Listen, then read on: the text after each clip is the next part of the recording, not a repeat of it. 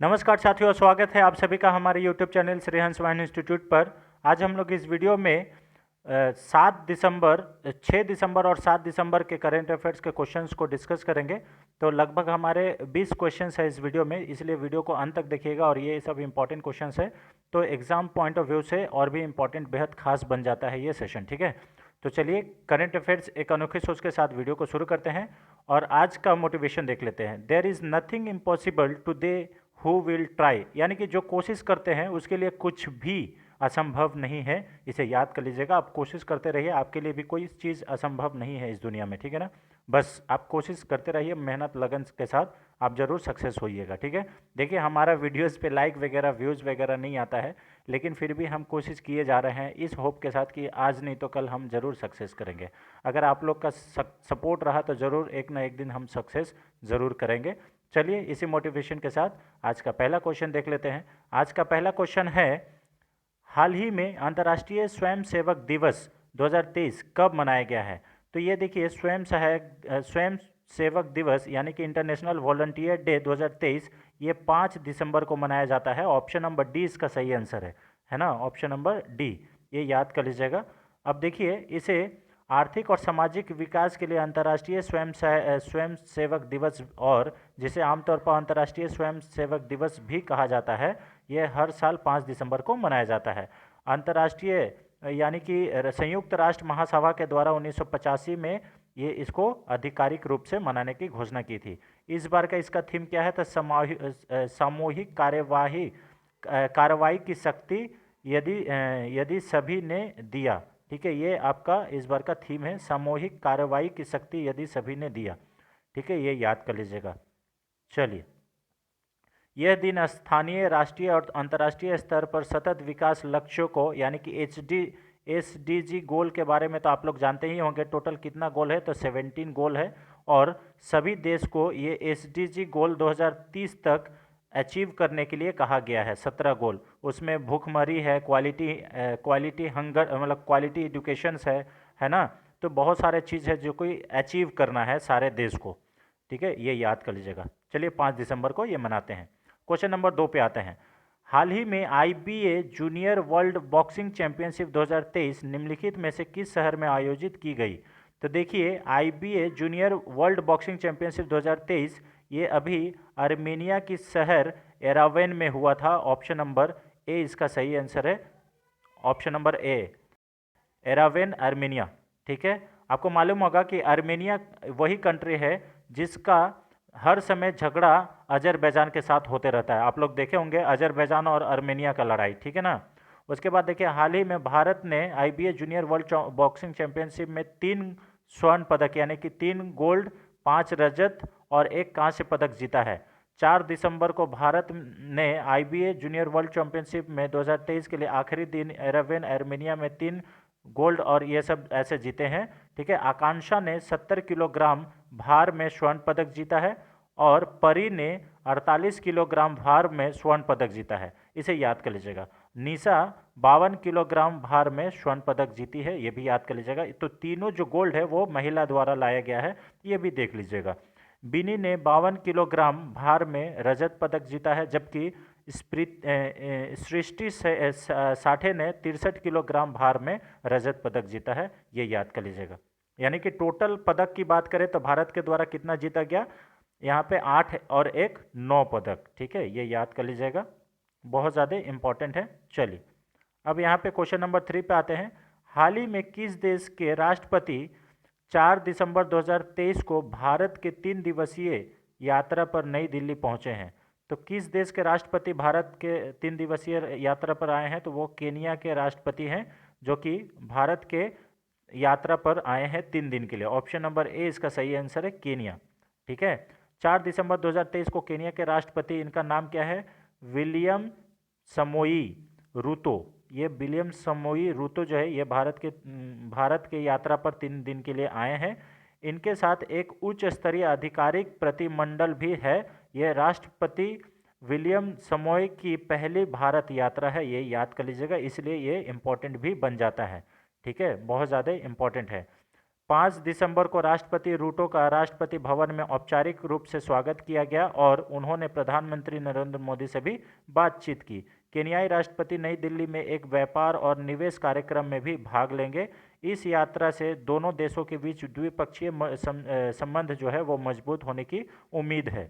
ठीक है, अगर केन्या की बात करें तो केन्या एक पूर्वी अफ्रीका का एक देश है। इसकी राजधानी नैरोबी है, इसे याद कर लीजिएगा। और इसकी सीमा जो है ये दक्षिण सूडान से, इथोपिया से, सोमालिया से, युगांडा से और तंजानिया से लगती है। इसकी मुद्रा क्या है? केन्याई शिलिंग है, ये याद कर लीजिएगा। ठीक है ना। सोमालिया वही देश है जिसका लुटेरा हमारे जो भी उधर से पास हो रहे हैं जहाज है उसको लूट लेता है ना, जिसको हम लोग पायरेट्स ऑफ सोमालिया के नाम से भी जानते हैं। वहाँ के सोमालिया के समुद्री लुटेरे बहुत फेमस है। वहाँ के आसपास जो भी इंसान जाता है वो मतलब वहाँ पे क्या हो जाता है, उसको लूट लेता है, जहाज़ को ही लूट लेता है, पानी वाला जहाज़।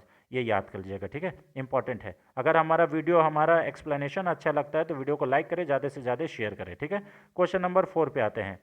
विश्व मृदा दिवस 2023 कब मनाया जाता है? तो ये भी मनाया जाता है ये मनाया जाता है 5 दिसंबर को। ऑप्शन नंबर बी इसका सही आंसर है, ये याद कर लीजिएगा, ये 5 दिसंबर को मनाया जाता है ना। वर्ल्ड सॉइल डे 5 दिसंबर को मनाया जाता है, ठीक है। 5 दिसंबर को विश्व मृदा दिवस मनाया जाता है। इसका मुख्य उद्देश्य है स्वास्थ्य पारिस्थितिकी तंत्र को बनाए रखने के महत्व के बारे में जागरूकता फैलाना। मिट्टी और पानी जीवन का एक स्रोत है, ये इस बार का थीम है, ये याद कर लीजिएगा, 2023 का थीम है। पहला आधिकारिक विश्व मृदा दिवस 2014 में मनाया गया था, यानी कि ऑफिशियली। 2013 में संयुक्त राष्ट्र महासभा ने 5 दिसंबर को विश्व मृदा दिवस के रूप में नामित करने का प्रस्ताव अपनाया था। यह स्वस्थ मिट्टी के महत्व पर ध्यान दिलाने और मिट्टी संसाधनों के टिकाऊ प्रबंधन की वकालत करने के लिए मनाया जाता है, ये भी याद कर लीजिएगा। मिट्टी और पानी जीवन का एक स्रोत है, ये इस बार का थीम है, बहुत ज़्यादा इंपॉर्टेंट है, पूछा जा सकता है, इसलिए इसे याद कर लीजिएगा, इंपॉर्टेंट है ना। चलिए अब हम लोग क्वेश्चन नंबर 5 पे आते हैं। हाल ही में 5 दिसंबर 2023 को निम्नलिखित में से किस शहर में इंडिया इंटरनेट गवर्नेंस फोरम 2023 नई दिल्ली में आयोजित हुआ है? तो ये किस शहर में है? एक्चुअली में ये नई दिल्ली यहाँ मिस प्रिंट हो गया, तो ये इसका आयोजन जो है वो नई दिल्ली में हुआ है। ऑप्शन नंबर सी इसका सही आंसर है, ये नहीं होना चाहिए था, ठीक है ना, नई दिल्ली नहीं होना चाहिए था। इसका कहाँ पे है? तो ये इंडिया इंटरनेट गवर्नेंस फोरम 2023 ये नई दिल्ली में हुआ है। ऑप्शन नंबर सी इसका सही आंसर है, ये देख लीजिएगा, ठीक है।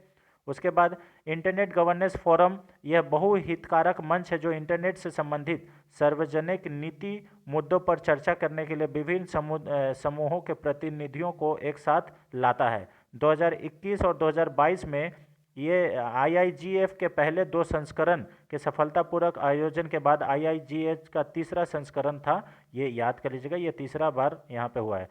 फोरम का विषय था आगे बढ़ना, भारत के लिए डिजिटल एजेंडे को सेलिब्रेट करना, ये इस बार का विषय था, यानी कि थीम था, ये भी याद कर लीजिएगा, ठीक है, इंपॉर्टेंट है। चलिए अब यहाँ पे आते हैं हम लोग क्वेश्चन नंबर 6 पे। हाल ही में भारतीय दिवाला और दिवालियापन बोर्ड के नए कार्यकारी निदेशक रूप में किसे नियुक्त किया गया है? यानी कि who has been appointed as the executive director of insolvency and bankruptcy bank board of India, यानी कि IBBI के एग्जीक्यूटिव डायरेक्टर किसे नियुक्त किया गया है? तो इसे जितेश जॉन को नियुक्त किया गया है। ऑप्शन नंबर ए इसका सही आंसर है, जितेश जॉन, ठीक है, ये याद कर लीजिएगा, ऑप्शन नंबर ए इसका सही आंसर है। जितेश जॉन 1 दिसंबर 2023 को IBBI ने अपनी पहली भूमिका संभाली। उन्होंने पहले विद्युत मंत्रालय में आर्थिक सलाहकार के रूप में काम किया था। वह 2001 बैच के भारतीय आर्थिक सेवा के अधिकारी है, यानी कि इंडियन फाइनेंशियल सर्विस के अधिकारी हैं, ये याद कर लीजिएगा। IFS इंडियन फॉरेन सर्विस भी होता है, ये याद कर लीजिएगा, ठीक है ना, बहुत ज़्यादा इंपॉर्टेंट है। कॉरपोरेट मामलों के मंत्रालय ने संदीप गर्ग को IBBI के पूर्णकालिक सदस्य के रूप में भी नामित किया है, ये भी याद कर लीजिएगा, इंपॉर्टेंट है, ठीक है। चलिए उनकी नियुक्ति कार्यभार ग्रहण के बाद 5 साल या 65 वर्ष जो भी पहले हो जाएगा इसके लिए किया गया है। 27 अक्टूबर 2023 से 5 साल प्रभावी है। जब संदीप गर्ग ने IBBI के पूर्णकालिक सदस्य के रूप में पदभार ग्रहण किया। ठीक है, इसे याद कर लीजिएगा। चलिए क्वेश्चन नंबर 7 पे आते हैं। हाल ही में निम्नलिखित में से कौन सा देश भारत और पेरिस क्लब ऋणदाताओं के समूह के साथ ऋण उपचार योजना पर संवैधानिक समझौते पर हस्ताक्षर किया है? यानी कि which of the following countries has recently reached an agreement in principle with India and the Paris club group of creditors on a डेब्ट ट्रीटमेंट प्लान? तो ऐसा करने वाला श्रीलंका बना है। ऑप्शन नंबर सी इसका सही आंसर है, श्रीलंका। ठीक है ना। श्रीलंका ने भारत और पेरिस क्लब समूह के ऋणदाताओं के साथ ऋण उपचार योजना पर संवैधानिक समझौते पर हस्ताक्षर किया है। इससे पहले वो अंतर्राष्ट्रीय मुद्रा कोष यानी कि IMF के लगभग $3 बिलियन के रिकवरी पैकेज की अगली किस्त प्राप्त करने में मदद मिलेगी। श्रीलंका और आधिकारिक ऋणदाता समिति ऋण उपचार के मुख्य मापदंडों पर समझौते पर पहुंचे। ये पैरामीटर श्रीलंका और IMF के बीच विस्तारित फंड सुविधा व्यवस्था के अनुरूप है। श्रीलंका ने अपने लगभग $51 मिलियन के विदेशी ऋण पर चूक करने का निर्णय लिया है। ये याद कर लीजिएगा, इम्पॉर्टेंट है। और आपको मालूम होगा कि श्रीलंका का हम्बनटोटा पोर्ट जो है वो ये चाइना ने 100 साल के लिए लीज पर ले लिया। एक्चुअली में वो हड़पने का नीति ही है। बाद में हम लोग का भारत के विदेश मंत्री समझाते रहे कि चाइना का फेरा में मत पड़ो, लेकिन नहीं, चाइना नहीं, मतलब ये श्रीलंका नहीं माना। और आज देखिए क्या स्थिति है ना। श्रीलंका का सभी लोग जानते हैं आप लोग, है ना। ऐसा बहुत सारे लोग हैं जो कि चाइना के डेफ्ट पॉलिसी में फंस जाते हैं। ठीक है, चलिए क्वेश्चन नंबर 8 पे आते हैं। हाल ही में भारत के 84वें ग्रैंड मास्टर कौन बने हैं? तो ये 84वें ग्रैंड मास्टर जो हैं ये वैशाली रमेश बाबू बने हैं। ऑप्शन नंबर सी इसका सही आंसर है, इसे याद कर लीजिएगा, वैशाली रमेश बाबू। ठीक है, वैशाली रमेश बाबू ये 2 दिसंबर को स्पेन के वर्सिलोना में 2023 के चौथे एलोब्रेटे ओपन के दौरान 2500 एलो रेटिंग को पार करने वाला वैशाली ग्रैंड मास्टर बन गई। ये याद कर लीजिएगा। वैशाली और उनके छोटे भाई प्रज्ञानंद अब आधिकारिक तौर पर ग्रैंड मास्टर बनने वाली भारत की पहली भाई बहन की जोड़ी बन गई है। ये याद कर लीजिएगा। अगर आपको बता दिया जाए कि ये पहली महिला ग्रैंड मास्टर कौन बनी है तो यही वैशाली बनी है। ये याद कर लीजिएगा। कॉनेरियो हम्पी और हरिका द्रोणावली के बाद वैशाली भारत की तीसरी महिला ग्रैंड मास्टर बन गई है। ये याद कर लीजिएगा। और ये अगर पहली भाई बहन को कौन जोड़ी बना है तो ये वैशाली बनी है। ऐसे कॉनेरियो हम्पी और हरिका द्रोणावली, पहली महिला कॉनेरियो हम्पी है, उसके बाद दूसरी महिला हरिका द्रोणावली है और तीसरी महिला वैशाली है। ये याद कर लीजिएगा। ठीक है, इंपॉर्टेंट है। इतना ही था इसमें। उसके बाद देखिए क्वेश्चन नंबर 9 पे आते हैं। हाल ही में किस देश ने 4 दिसंबर 2023 को जेजू द्वीप के पास समुद्र के ऊपर एक ठोस ईंधन अंतरिक्ष रॉकेट की सफलतापूर्वक प्रशिक्षण उड़ान आयोजित की है? Which country has successfully conducted a test flight of solid fuel space rocket over the sea near Jeju island on 4 December 2003? तो ऐसा कौन किया है? ये दक्षिण कोरिया के द्वारा किया गया है। ऑप्शन नंबर सी इसका सही आंसर है। ठीक है, देखिए दक्षिण कोरिया ने जेजू द्वीप के पास समुद्र के ऊपर एक ठोस ईंधन अंतरिक्ष रॉकेट की सफलतापूर्वक प्रशिक्षण उड़ान आयोजित किया। पड़ोसी उत्तर कोरिया के साथ बढ़ती अंतरिक्ष दौड़ के बीच दक्षिण कोरिया ने यह अंतरिक्ष रॉकेट लॉन्च किया है।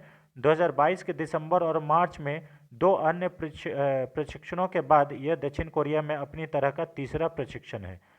इसे याद कर लीजिएगा, बहुत ज़्यादा ये इम्पॉर्टेंट है। दक्षिण कोरिया और साउथ कोरिया में जो इम्पॉर्टेंट झमेला होता है, आपको मालूम होगा, कोई भी देश मतलब ऐसा होता ना, हम लोग सोचते हैं कि हम लोग इंडिया पाकिस्तान ही हर समय, इंडिया चाइना ही हर समय झगड़ा करते रहता है। ऐसा नहीं है, बहुत सारे देश है जो कि झगड़ा करते रहते, जैसे रसिया यूक्रेन देख लीजिए, अजरबैजान आर्मीनिया देख लीजिए, नॉर्थ कोरिया साउथ कोरिया देख लीजिए, है ना। बहुत सारे लोग ऐसा देश है जो कि आपस में जहाँ पे बाउंड्री का कॉन्फ्लिक्ट है उसमें। ठीक है, चलिए क्वेश्चन नंबर 10 पे आते हैं। हाल ही में मतलब निम्नलिखित में से हाल ही में किस केंद्रीय मंत्री ने लोकसभा में केंद्रीय विश्वविद्यालय संशोधन विधेयक 2023 पेश किया है? विच union minister introduce the central university amendment bill 2023 इन लोकसभा। तो ये जो सेंट्रल यूनिवर्सिटी संशोधन विधेयक है वो धर्मेंद्र प्रधान भारत के शिक्षा मंत्री के द्वारा यहाँ पे संसद में लाया गया है। ऑप्शन नंबर 20 का सही आंसर है। ठीक है, ये जो है शिक्षा मंत्री के द्वारा ये विधेयक पेश किया गया। ये विधेयक तेलंगाना के मुलुगु जिले में समक्का सरक्का केंद्रीय जनजातीय विश्वविद्यालय, ये हम लोग अपने सेशन में भी कैप्चर किया था कि तेलंगाना में समक्का सरक्का केंद्रीय जनजातीय विश्वविद्यालय ओपन किया गया है, उसी से ये विधेयक संबंधित है। ठीक है, उसके नाम पर जाने जाने वाला एक केंद्रीय विश्वविद्यालय स्थापित करने के लिए केंद्रीय विश्वविद्यालय अधिनियम 2009 में संशोधन करना चाहता है। इसे याद कर लीजिएगा, ये केंद्रीय विश्वविद्यालय 2009 में इसमें अमेंडमेंट होगा, ये याद कर लीजिएगा, ये वाला चीज़ इंपॉर्टेंट है। ठीक है, उसके बाद प्रस्तावित विश्वविद्यालय अपने आने वाले वर्षों में क्षेत्रीय आकांक्षाओं को पूरा करेगा।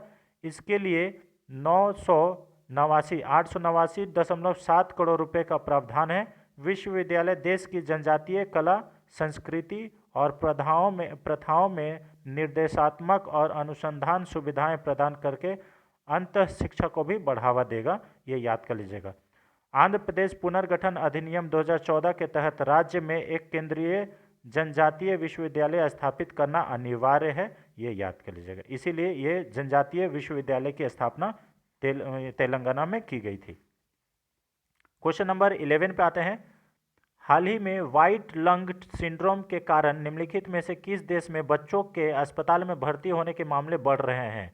तो देखिए, व्हाइट लंग्स सिंड्रोम, ये व्हाइट लंग सिंड्रोम्स क्या है? ये लंग्स से संबंधित बीमारी है और ये बच्चों में ज़्यादा देखा जा रहा है और इसका केस लगातार बढ़ते जा रहा है। और ऐसा कहाँ पे हो रहा है? तो अमेरिका के ओहियो शहर में हो रहा है। ऑप्शन नंबर ए इसका सही आंसर है, जो कि बहुत ही चिंताजनक है ना। व्हाइट लंग सिंड्रोम की विशेषता पूरे फेफड़ों पर सफ़ेद धब्बे हो जाते हैं।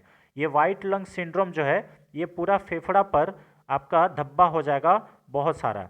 ठीक है, व्हाइट लंग सिंड्रोम से प्रभावित बच्चे को खांसी, बुखार और धड़कन का अनुभव होता है। ठीक है, 5 साल से कम उम्र के छोटे बच्चों में बहती या बंद नाक, आँखों से पानी आना, घबराहट, उल्टी और दस्त जैसे लक्षण अनुभव होते हैं, यानी कि दिखाई देता है। ठीक है, ओहियो में स्वास्थ्य अधिकारी के अनुसार इसका प्रकोप Covid, flu, respiratory syndrome virus या उसके बाद माइकोप्लाज्मा के कारण हो सकता है, ऐसा ये कहा जा रहा है कि कोविड के कारण भी ये हो रहा है।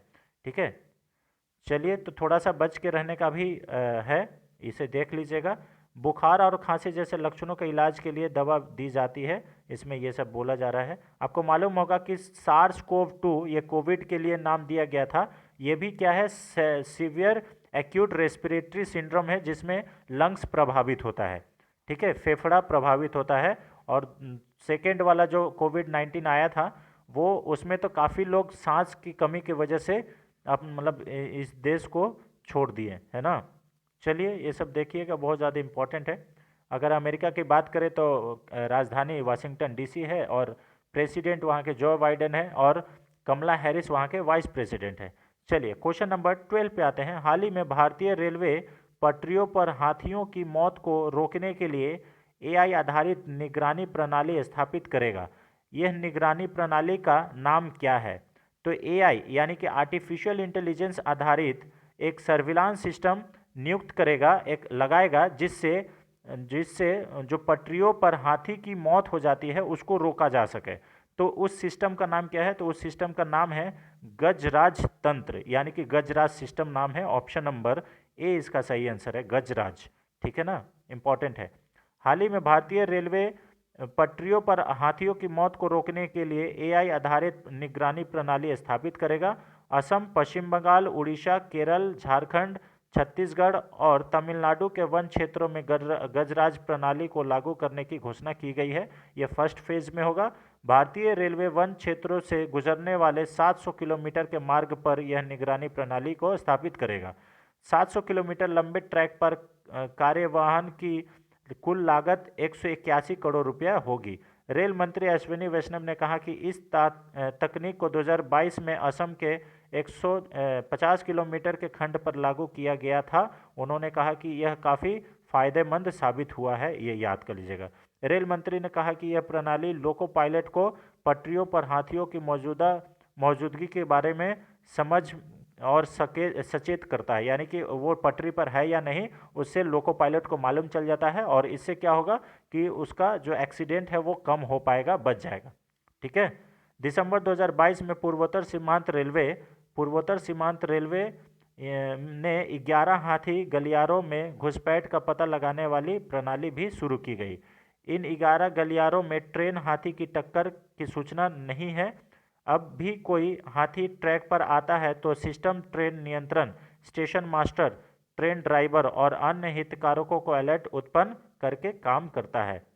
भारत में हर साल ट्रेन की टक्कर से औसतन 20 हाथियों की मौत हो जाती है, ये ऐसा इसमें डेटा के मुताबिक कहा गया है, हर साल। ठीक है ना। तो अब से हाथियों की मौत को रोका जा सकता है इसके मतलब इस सिस्टम के वजह से। ठीक है। तो बहुत ही अच्छा चीज़ है ये। और आपको मालूम होगा कि 2 ट्रेनों का टक्कर को रोकने के लिए भी इंडियन रेलवे के द्वारा कवच सिस्टम भी लॉन्च किया गया है, जिससे क्या होगा कि वो मतलब दोनों ट्रेनों का आपस में टक्कर होने से बच सकेगा। चलिए क्वेश्चन नंबर 3 पे आते हैं। हाल ही में फोर्ब्स एशिया के 2023 heroes of philanthropies of Asia Pacific क्षेत्र का कौन सा संस्करण जारी किया गया है? तो देखिए, which edition of Forbes Asia's 2023 heroes of philanthropies of Asia Pacific released? तो ये 17वां एडिशन लॉन्च किया गया है। ऑप्शन नंबर बी इसका सही आंसर है। ठीक है ना। फोर्ब्स एशिया के वार्षिक परोपकारी नायकों की सूची 17वें संस्करण में कॉरपोरेट परोपकारी को भी शामिल किया गया है, नहीं किया गया है। गैर रैंक वाली सूची में निजी तौर पर आयोजित कंपनियां शामिल हैं, जहां व्यक्ति बहुमत का मालिक है। यह सूची व्यक्तिगत निधि से दान करने वाले व्यक्तियों को सम्मानित करती है। इस सूची में डीएलएफ के केपी सिंह, इन्फोसिस के नंदन नीलेकनी और जीरोधा के निखिल कामत शामिल हैं। केपी सिंह डीएलएफ के मानक चेयरमैन हैं। अगस्त में उन्होंने परोपकारी कार्यों में वित्त पोषण के लिए दिल्ली स्थित संपत्ति डेवलपर में अपनी शेष हिस्सेदारी बेच दी, ऐसा ये कहा जा रहा है। तो इसे याद कर लीजिएगा, इंपॉर्टेंट है। अब नंदन नीलेकनी ये सह संस्थापक और अध्यक्ष हैं इन्फोसिस के। जून में उन्होंने संस्थान के साथ अपने 50 साल के जुड़ाव को चिन्हित करने के लिए अपने अल्मा मेटर आईआईटी बॉम्बे को 3.2 बिलियन रुपए दान दिया था। ठीक है, तो ये भी इम्पॉर्टेंट है। नीलेकनी और उनकी पत्नी रोहिणी ने 2017 में गिविंग प्लेस पर हस्ताक्षर भी किया था, इसे याद कर लीजिएगा। चलिए क्वेश्चन नंबर 14 पे आते हैं। क्वेश्चन नंबर 14 है, हाल ही में 4 दिसंबर 2023 को पीएम मोदी द्वारा महाराष्ट्र के किस जिले में शिवाजी महाराज की प्रतिमा का अनावरण किया गया था? तो देखिए, शिवाजी महाराज का जो स्टैचू का अनावरण है वो सिंधुदुर्ग जिले में अनावरण यानी कि उद्घाटन किया गया था। और किनके द्वारा किया गया था? तो प्रधानमंत्री नरेंद्र मोदी जी के द्वारा। ऑप्शन नंबर बी इसका सही आंसर है। महाराष्ट्र की बात करें तो महाराष्ट्र का राजधानी मुंबई है और वहाँ के मुख्यमंत्री एकनाथ शिंदे हैं, ये भी याद कर लीजिएगा, बीजेपी की सरकार है वहाँ। ठीक है। अगर उप मुख्यमंत्री की बात करें तो फडणवीस, देवेंद्र फडणवीस हैं, ये याद कर लीजिएगा, बहुत ज़्यादा इंपॉर्टेंट है। चलिए नेक्स्ट पे हम लोग चलते हैं। क्वेश्चन नंबर 15, भौगोलिक सूचना प्रणाली एप्लीकेशन का नाम बताइए जिसे ग्राम पंचायत द्वारा स्थानिक योजना को बढ़ावा देने के उद्देश्य से पंचायती राज मंत्रालय द्वारा लॉन्च किया गया है। ये वेरी वेरी इंपॉर्टेंट क्वेश्चन है फ्रेंड्स, इसे याद कर लीजिएगा। तो अभी बताइए भौगोलिक सूचना प्रणाली एप्लीकेशन का नाम क्या है? तो वो एप्लीकेशन का नाम है ग्राम मानचित्र। ऑप्शन नंबर सी इसका सही आंसर है, ग्राम मानचित्र। ठीक है, ये पंचायती राज मंत्रालय के द्वारा लॉन्च किया गया है ग्राम मानचित्र, ये याद कर लीजिएगा। यह एप्लीकेशन भू स्थानिक प्रौद्योगिकी का उपयोग करके ग्राम पंचायत स्तर पर योजना बनाने में ग्राम पंचायतों को सुविधा प्रदान करता है और सहायता करता है। ठीक है, इसे याद कर लीजिएगा। इसके अलावा मोबाइल आधारित समाधान मैशन सॉफ्ट भी लॉन्च किया गया है, ये भी याद कर लीजिएगा। ठीक है, चलिए बहुत सारा चीज़ है इसमें, थोड़ा सा वीडियो को पॉज करके आप लोग देख लीजिएगा। क्वेश्चन नंबर 16 पे आते हैं। हाल ही में 5 दिसंबर 2023 को महाराष्ट्र के राज्यपाल रमेश बैस ने समग्र छात्र विकास के लिए कितनी स्कूल पहल को शुरू की है? तो देखिए, महाराष्ट्र के राज्यपाल कौन है? रमेश बैस। और उन्होंने समग्र शिक्षा के लिए, समग्र विकास के लिए स्कूलों में टोटल 5 पहल को शुरू किया गया है। ये याद कर लीजिएगा, इंपॉर्टेंट है। 5 पहल, ये 5 पहल कौन कौन सा है तो इसे देखना जरूरी है, देख लीजिए। अच्छा, इसका उद्देश्य क्या है? इस 5 भविष्यवादी पहलों में मुख्यमंत्री माझी शाला सुंदर शाला, महावचन उत्सव, एक स्कूल अभियान अपनाए और माझी शाला, माझी पारस बाग और स्वच्छ मॉनिटर शामिल है। ठीक है, ये याद कर लीजिएगा। यहाँ पे देखिए, पहला है मुख्यमंत्री माझी शाला सुंदर शाला, सुंदर मतलब पाठशाला जो है ना वो वाला, अपने परिसर को स्वच्छ बनाए रखने के लिए और वित्तीय साक्षरता, पर्यावरण संरक्षण, कौशल विकास और राष्ट्रीय अखंडता के अवधारणाओं को सबसे प्रभावी तरीके से पेश करने के लिए सर्वश्रेष्ठ स्कूल का पुरस्कार जीतना 45 दिनों की चुनौती है। उसके बाद दूसरा है महावचन उत्सव।